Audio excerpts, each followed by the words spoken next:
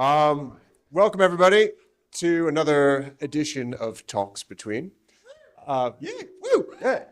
Okay, good.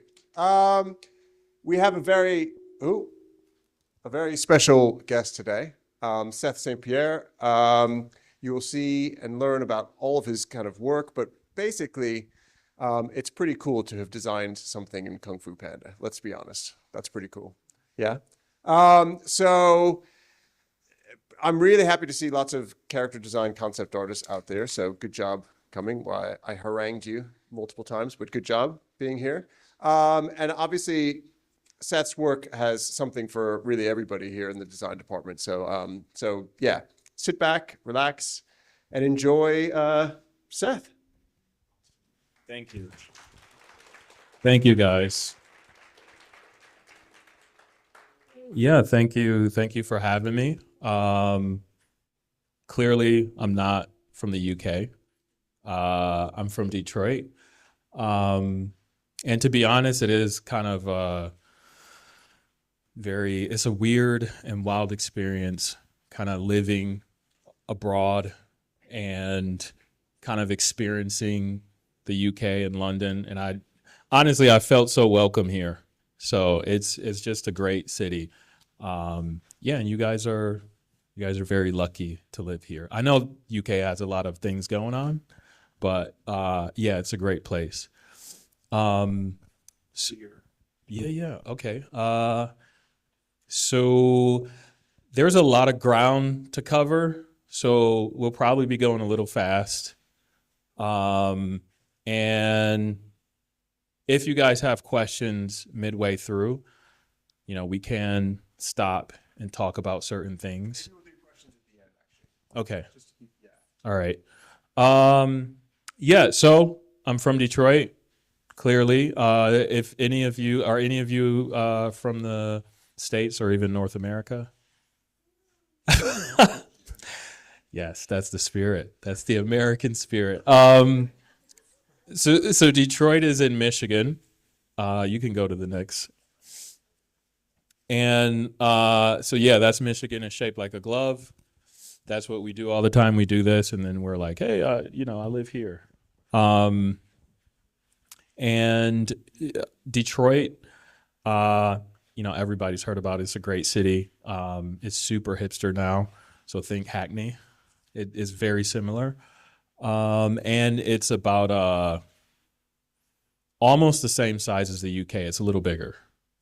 Michigan, not Detroit, Michigan. So the state is slightly bigger than the UK, just to give you an idea of like the size difference between the US and the UK. And I moved to LA, and that drive from Detroit to LA, that's about the same distance between Moscow and Barcelona. So just, when people are like, Americans never travel, they do, just state to state, which is like your country to country. But you could go to the next. And then Ann Arbor, this is the school I went to. I may or may not look it. I'm 37, and I went back to school later in life just because I wanted to finish my degree. This is a university I went to, 42,000 students. I've never gone to a Michigan football game. But I hear they're great. You can go to and then, so like I said, I moved to Los Angeles. It's an amazing place. It's very hard to live there. But the animation industry, obviously, if you can work from anywhere in the animation industry, but you have the best chances if you move to LA, right? Because you're there. People want to see your face. They want to meet you, shake your hand. But yeah, it's a wonderful city. But if you don't like driving, do not move there. You can go to the next slide. And then I moved here last year, but I spent some time here in 2019, and it was absolutely amazing. Yeah, I love just the vibes of London. All right, you can And these are some of my inspirations. I grew up just constantly drawing, uh, always drawing, kind of being a bit of a hermit. And yeah, it's just I couldn't stop because it's like there's something about it's a different form of communication. It's a different language, right? And I think just like music, some things kind of just bypass, our mind and kind of go straight to the subconscious. So that's why I really enjoy this language. And it's easy to connect with people when you're doing interesting art that talks to other people. But you can go to the next slide. Yeah, just some of my work. You can quickly scroll through these. I don't know why that says fan art. That's personal work. Yeah, you can go to I like interesting shapes, interesting colors, dramatic lighting. So always fun. You can go to the next. And then Voltron, I'm a huge fan. And I don't know if you've ever seen that show, but you rarely saw them like tattered and battle worn. So I thought it would be cool to kind of show that. You can go to the next. Yeah, more stuff so you can kind of see. Yeah, you can go to the next one. Blender stuff. You can go to the next. And then this is my Instagram if you want to check out some work. Yeah, and then so basically we'll start digging into just kind of like what it looks like to work in the industry as a character designer. And honestly, a lot of this applies to other areas as well. I also do storyboarding, and I'm working right now in the industry. So yeah, this is going to give you a good idea of process. Okay, so the next one. With character design, this is just your classic stuff. You guys know this, so I am kind of going to skip through some of this.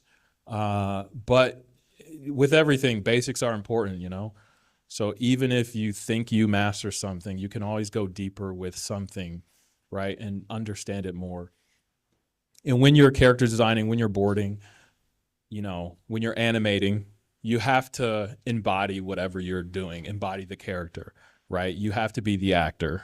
You have to be in storyboarding the director, right? In character design, you have to think about where did this person come from, right? What sort of, what things make them happy? What sort of baggage do they carry? How do they carry that in their body? So these are important hooks, right? Not just to hook the people in, but then also for you yourself to understand what you're designing.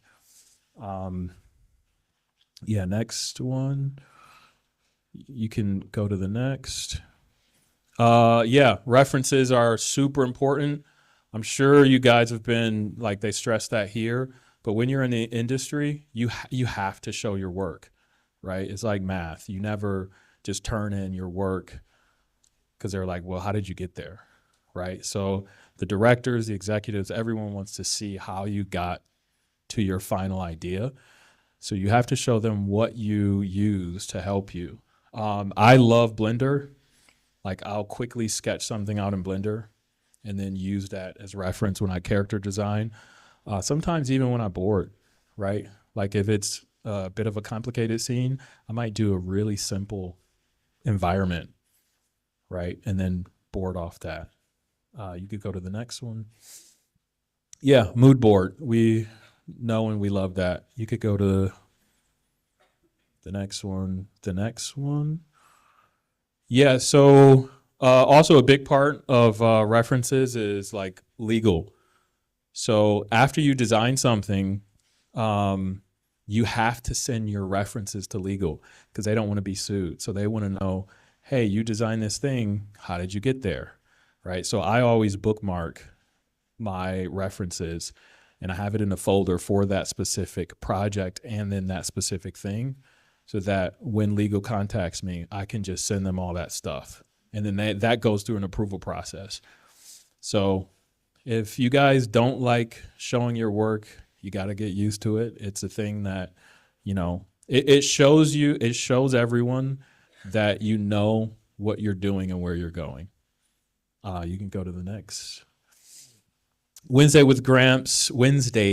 with an S with Gramps. This is the last project I worked on at DreamWorks. It was super fun with the Copeland brothers. They've worked on a lot of stuff. Batman. They worked for DC. They worked on, I think, the first season of Invincible. I think they were directors, I want to say. And then they were at DreamWorks, and they were working on a film and on this short. And this was just so much fun to work on, honestly. Like, even like as cool as Kung Fu Panda was to work on, and as much as I learned, like this project was probably the best experience that I had working there. Hopefully I'll get to show some work. You could go to the next one. Yeah, this is what the attribution looks like, right? So this is one of my designs for the main character, Gramps. And you see I even have the link there, right? So that they can actually follow that.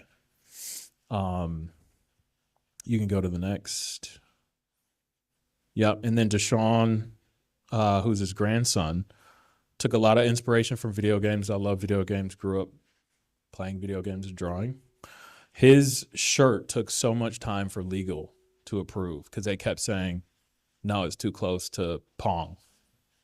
And so we kept going back and forth. I'd like do a little change and they'd say, well, that's not good enough. But if you change it too much, then it doesn't reference the thing it's supposed to reference, right?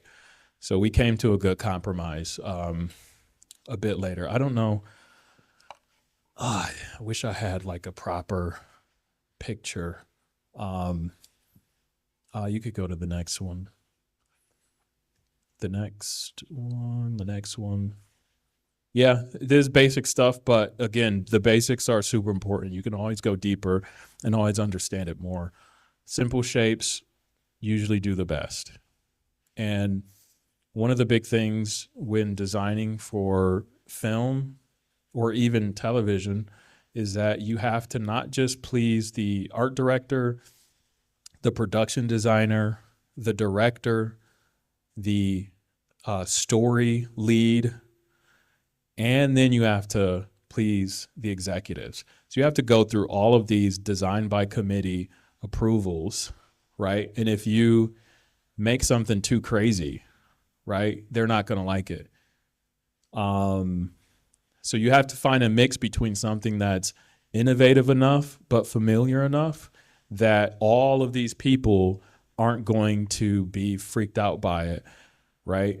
It's kind of like, I know this is a good lesson, but like, think about McDonald's. McDonald's is not great, right? It's okay, but it pleases everybody because it's like, okay, right? So sometimes you'll get to work on projects where you'll get to make something crazy amazing like Spider-Verse, right? Like the first one. But Spider-Verse is unique because Sony wanted, they didn't have any idea what the film was going to be. So they let them run wild. And I'm saying that as someone who knows the people, like the directors who worked on it, like we've talked and hung out. So there was no like preconceived notion. So they kind of let them run wild. But most projects, it's like, they're not going to want you to go too crazy. You can go to the next one. Yeah, just more shape language stuff. You could go to the next. This is Nate Ragg. He works at DreamWorks, incredible designer. So yeah, just keep these things in mind. The next one. Next one. Love Shi Yoon Kim. Please follow him if you haven't already. Next one. And you can kind of see like how important that shape language is. Go to the next one. This is one of my old designs, but I really like it because it's like this. I base it off Richard Ayoade, if you know him. It's like stick kind of, but then this book bag breaks up the silhouette. Like this boxy book bag makes it interesting. You can go to the next. Bobby, kind of similar to the Big Hero 6 BMO, right? Like lots of ovals. His head is oval, his body's oval. Everything has this round shape to it, even his book bag. Go to the next one. Yeah, body's a machine. Like, so these are things that you need to think about when you're designing, is the mechanics of the body, how it works, right? Because you'll not just be designing, just the character, but then you'll be designing how they sit, right? How gravity works on them, how they feel, right? You could go to the next one. Yeah, this is a good image to think about when designing. I mean, anything, right? Anything. It's all about compensation and balance. Where you want to add weight, remove weight. Go to the next one. Next one. Yeah, so you can kind of see how they're balancing the weight of things. This is super important. Because if your drawing feels off, it's probably because you haven't balanced it.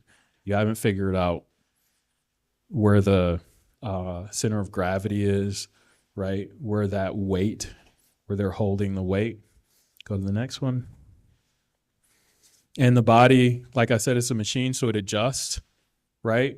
If you like do your arm like this and raise your clavicle, right? It's here, your shoulders and clavicle. When one side goes up, this usually drops, right? So as you can see, it like compensates. You can go to the next one. You can see on the character on your right? So her hip drops, shoulder goes up, right? Hip goes up, shoulder drops. You can go to the next. Follow this guy. He's incredible. He's French. All French artists are incredible. Go to the next. The next one. Yeah, acting range. Very important as well. Go to the next. Yeah, so that's very extreme, right? Hotel Transylvania, very extreme acting range. But that's when you're designing your character, you have to think about that, because they'll ask for not just your static design of them sitting there in a turnaround, but you'll have to do story poses, right? So, and that's helpful for the storyboarders, the story artists, because usually the way it works is character designer starts off, they set the tone, and then all of their designs go to the boarders. So when they're boarding, they're looking at your work and saying, okay, I understand how this character moves, right? You can go to the next one. Next one. Yeah. So amazing work. Absolutely incredible. And you can already tell, like, there's a story, there's a narrative within these characters. You go to the next. Love Dean Kelly's work. He's like so good. He's not a character designer per se. I think he does character design work because he's that great. But this is him exploring poses for his boards. He's really, really good. You go to the next. Again, Julian Llewellyn, incredible. I was when I was at DreamWorks, I was right across from the bad guys team, and I'd always bother them and hang out with the production designer. Yeah, it was just really cool to see that film come together. And they're such a good, they're like, I will say, like, if you want to work for one of these big companies, DreamWorks is probably one of the best places to work at. It's changed a lot because they're under NBC Universal. Before, they were their own kind of body and they could do what they wanted. But when they got bought out, things kind of changed. But it's still a pretty great place to work at. You could go to the next. Go to the next. Yeah. So you can kind of see, this is Uni Choi. She worked on Kung Fu Panda with me. It was me and hers the only two character designers, which is kind of crazy. But I was working on another project. They brought me in to help out because they were like, we need help. But you can see like the interest. She creates interest here. Like with this lady, you can kind of see like her back is just not great, right? But look at her face. She's like totally happy. So automatically you think, oh, I think I know her, right? She's hardworking. She's a glass half full person, right? She probably expects a lot, but also very soft. Whereas this other character, her body is like a machine, like it's built up, rock solid, but her face is stern, like she's very closed off. So think about that when you're creating these characters. Like, how can you create interest? How can you make sort of things interesting and create some interesting juxtaposition? You could go to the next one. Go to the next one. Again, don't try to be a hero. Just look up references, because drawing expressions is hard. Drawing the head is hard. There's like this drawing challenge going on right now where it's like, 3/4 below view. Yeah, what is it called? Yeah. And that's a difficult angle for anybody, right? So you got to look up references. Don't just try to figure it out. And the more you use references, the more you do that, the better and more confident you'll be. And that's one of the biggest things is confidence, right? The more confidence you have, the better your work is going to be. You could go to the next one. Again, these are great, amazing. Go to the next one. This is mine, just personal stuff.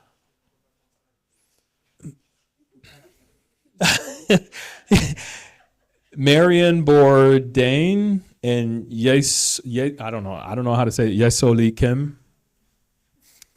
So this is mine, just messing around, personal work. I love the idea of a shady characters. So he's imagine Breaking Bad, but an accountant, right? Go to the next one. More shady characters. Mattress salesman. His store is a front. We never know what goes on in those stores. So I just assume something illegal. The next one. Less shady. Just a postman. So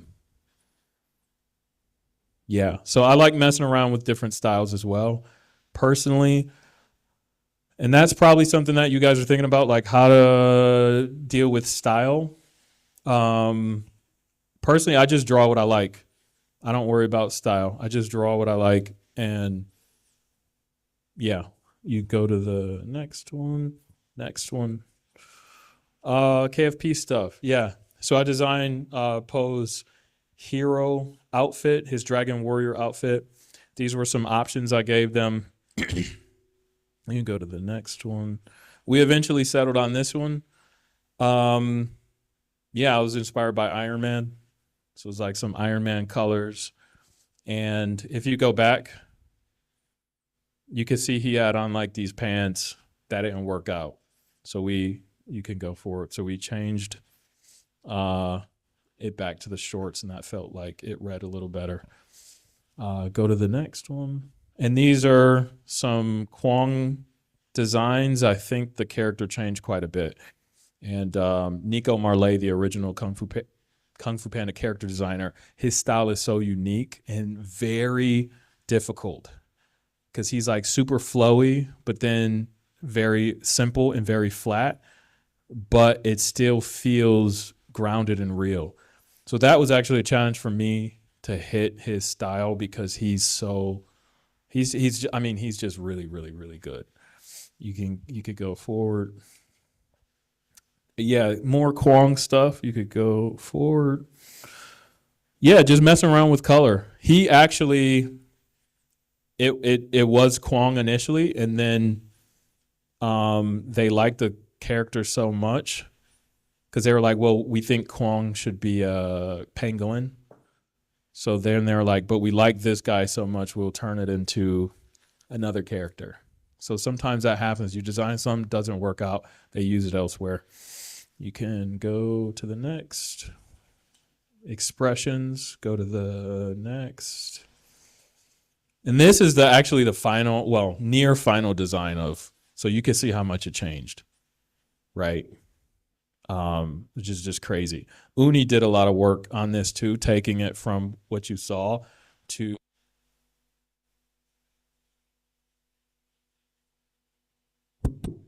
hello. All right, cool. To this new design. Next one. Yeah, and this was just like a simple. They sent me the 3D models, and then they're like, "Hey, change their outfit," because the other outfits were too. Like Uni did that pass, and they really liked it, but the outfits were crazy. Well, I did the drawing that you just saw, but Uni came up with the idea, and they were like, "Those outfits are a little too crazy, so come up with something a little more, almost like a Oliver Twist." Go to the next one. Yeah, more early, very early Kwong stuff. Next one. Next one. Yeah, and I was like, this guy, Ronnie Chang, would be perfect for this guy. This is for the pangolin. They said no, but they did hire him for another character I designed, which was cool. You know, you kind of do get to impact like crazy things like that. You go to the next one. Yeah, more Kwong stuff, and this was more classic Nico Marley. You know, heavily referenced some of his designs. I don't think this was used though. Go to the next. Go to the next one. He ended up being a little more like this. Go to the next. This was the design that the director did. And he's like, yeah, I really want it like this. And I was like, okay, you can go to the next one. And this is Uni's design, which you can see is like incredible. Absolutely. Yeah, this is great. Go to the next one. Uni's design of one of the characters. You go to the next one. And then they asked me to do a turnaround of it. You go to the next. Just designing his staff. Go to the next. I did the backpack, traveling backpack. So they had a 3D model, again, grayscale. And then I just went over it, added detail, did like a surface sheet, right, to make it more interesting. Go to the next. Did a bull cop design. So for some of this stuff, because it's Kung Fu Panda is the 4th movie, they already have a lot of designs and they want to save money. So they're not looking for always for you to create a new character from scratch. Sometimes it's like, hey, we have these models. You just draw over it and design something interesting, right? So, I mean, he was naked when they sent him to me. And, you know, they sent him to me like that, and they're like, just design something over that. And so this is what I came up with. Go to the next one. Yeah, and then you have to, as a character designer, you don't always have to do this, but if you can, and if you do, you'll be working on the film for a lot longer. So yeah, this is just a surface sheet calling out different things for the modeling team. Go to the next one. Next one.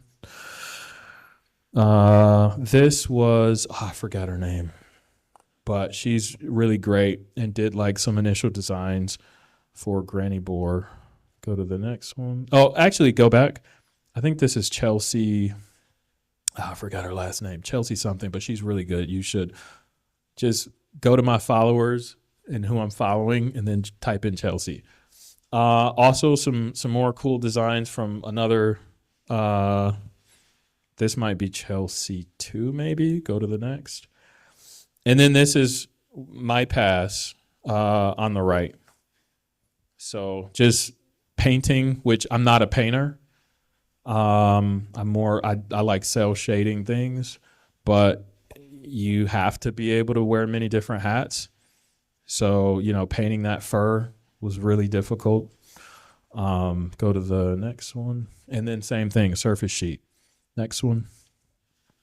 And then the Den of Thieves, same thing. They had the characters and they're like, hey, we need to save money.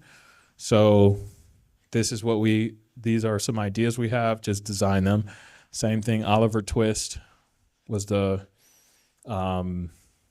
inspiration. And these characters are interesting because you don't want them to be like too colorful, right? So you do have to like make sure some of the side characters are a little more muted, unless there's some specific thing that the story or the director wants to do. Go to the next. Oh, let me. How much time do we have? Like. Almost no time, but like. Okay, I'm gonna scroll through very quickly. We're just gonna go fast. So boom. Fish and chips. I got to name this character and design it. Is really cool. Obviously London inspired. Some more of my work. And then drawovers. This is from Wednesdays with Gramps. Natural part of the process, helps you learn a lot. So yeah, you can see how important it is, like to work with the modeling team and make sure that they're hitting the right targets. All right, cool. Do you want to show anything? You got the tabs are up, or you want to just show the mirror? Oh, I don't know if we can. So these are some Wednesdays with Gramps things. If you just follow me on Instagram, you can see a lot more of this. So yeah, I like to do this to get a handle of the character.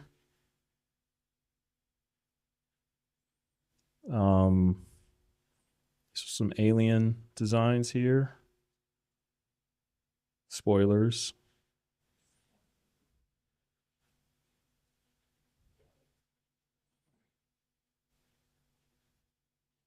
And these were like some early,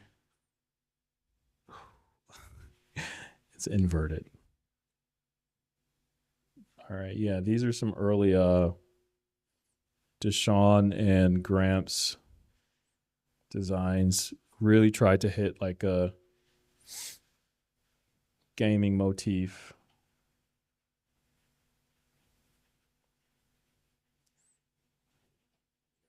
When you design characters, especially for something like this, you want it to look really, really like realistic but cartoony. So all of these faces, you want it to look like you've seen the person somewhere. Like you can imagine them actually existing. And then this was a 3D model that Emily Austin did. She's French too, no wonder. She worked on Bad Guys. She nailed it. Like, absolutely nailed it. Yeah. And that's it. Do we have time for questions, or I'm just gonna do it like this?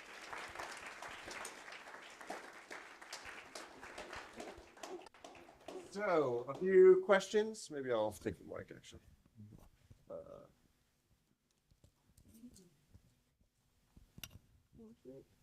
Oh God. How did you actually get into the industry, like when you first started?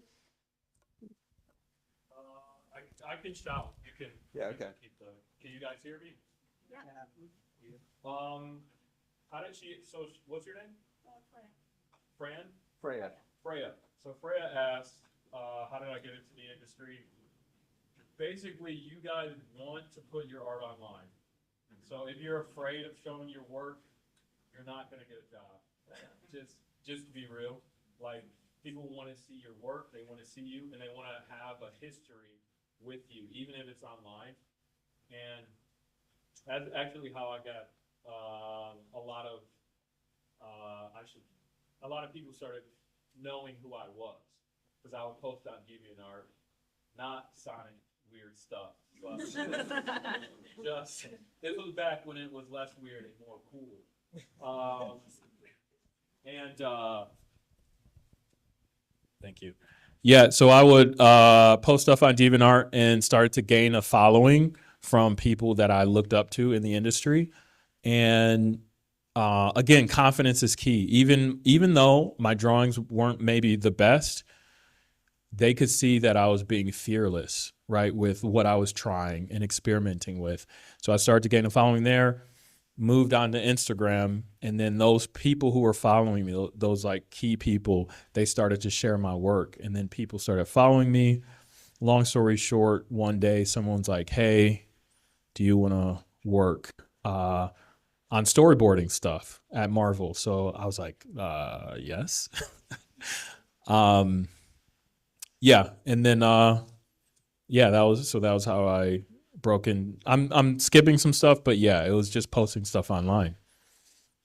Any questions? Yeah, you just shout out your question, maybe.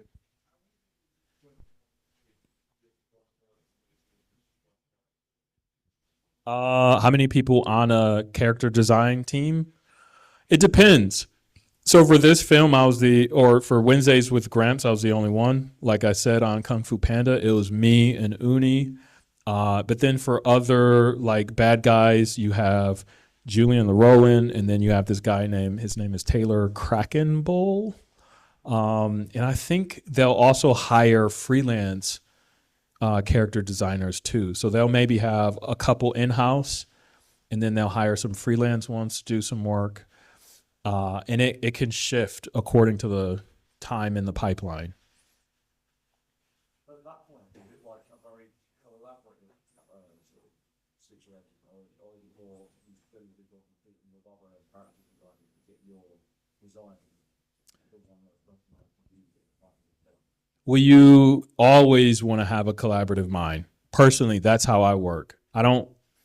Because I think the best way to work is to be kind of like a servant leader, right? And making sure that other people can shine. And if you're being in service to other people, then they'll want to work with you more. But if you're the type to say, oh, I want to make my mark, I want to be shown and known, then it's going to be more difficult to work with you. And the industry is very small, and that'll only work for so long. Eventually people will stop calling you because they're like, this person's a diva. They don't care about the film, they care about themselves. Back. What's the one quality when you studio environment you take the job to Or like freelance. Studios are great. Like honestly, I'm the type of person, I am a huge introvert, but I need to be at the studio for me to like do my best work. Because there's something really incredible about going into the studio and seeing the history of what they've done and being inspired by other people like who've come before you and then your coworkers. And so for me, like actually being at the DreamWorks campus and like, I met with the director of Prince of Egypt, and we had like a really cool conversation. I just hit him up and I was like, hey, can we do a coffee chat? And he's like, yeah. And he's English, by the way. So yeah, it's just incredible. You really need to be at the studio if you can, but obviously being freelance, working at home, or even your personal projects, that's great too. I will say personal projects, I think that's kind of the trend of where things are going with, all of the crazy stuff happening right now in the animation industry is probably going to be good to start working on your own projects and creating your own brand. So, I have two questions. One is, one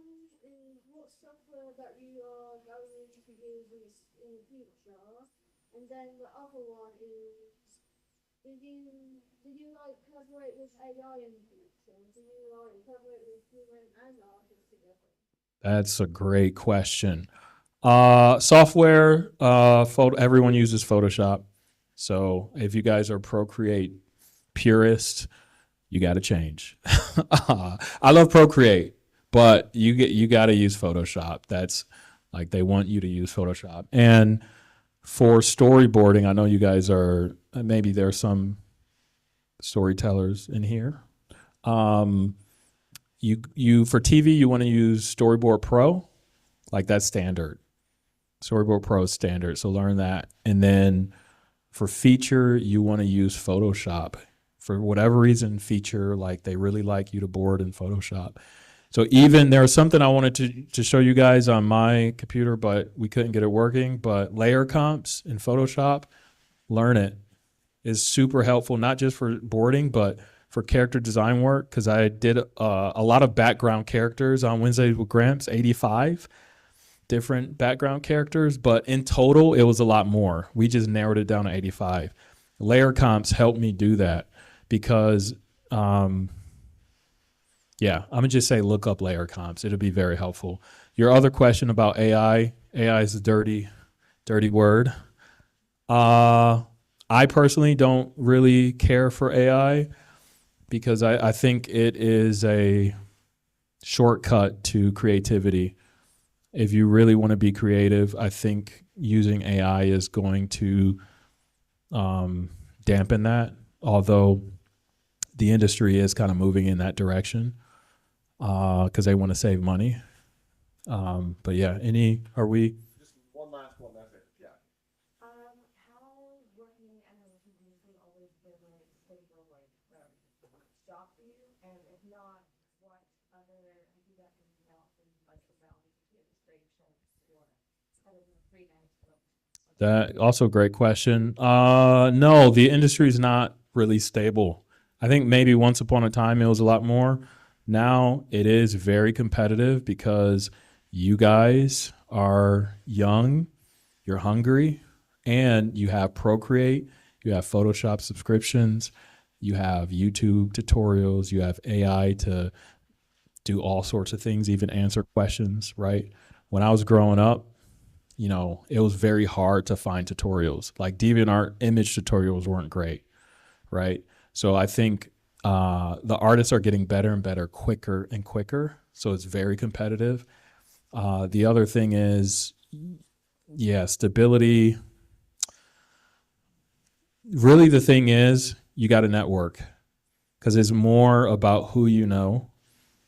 Yeah, so network a lot and you'll hopefully find work. But again, this is also why I'm saying, you know, do your own thing and don't rely on a big company to contact you or give you work.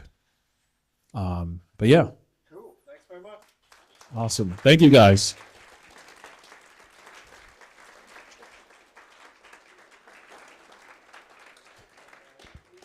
Are you cool just to hang here if you want to ask a few questions after? Yeah, I'll hang here for a bit. You guys can ask me questions, and if you have stuff to do, you can